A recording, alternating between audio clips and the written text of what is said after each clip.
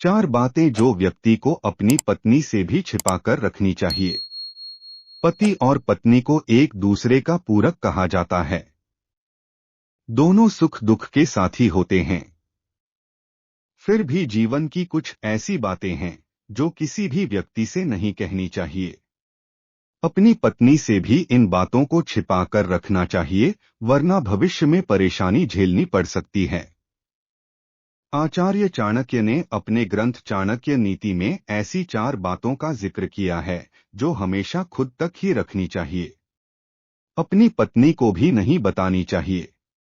अगर आप ऐसा करते हैं तो भविष्य में इसके कारण आपको अपनी पत्नी से अपमानित होना पड़ सकता है। आचार्य चाणक्य का कहना था कि अगर आपकी कोई कमजोरी है तो उस कमजोरी को खुद तक ही रखें।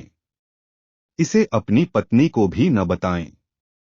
अगर आपकी पत्नी को आपकी कमजोरी पता चल गई तो वो अपनी बात मनवाने के लिए आपकी कमजोरी पर ही प्रहार करेगी। आपको बात बात पर सुनाएगी। इसलिए अपनी कमजोरी कभी किसी को न बताएं।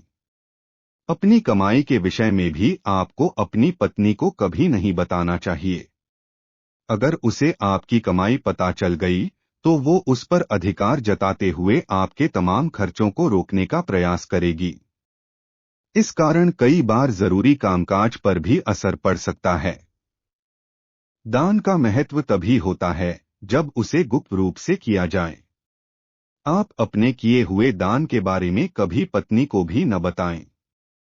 इससे आपके दान का महत्व तो कम होता ही है, साथ ही कई बार आपकी पत्नी दान पर किए गए खर्च की दुहाई देकर आपको भला बुरा कह सकती है। अगर आपका कहीं अपमान हुआ है तो उसका घूंट पी लें, लेकिन इसका जिक्र किसी से न करें।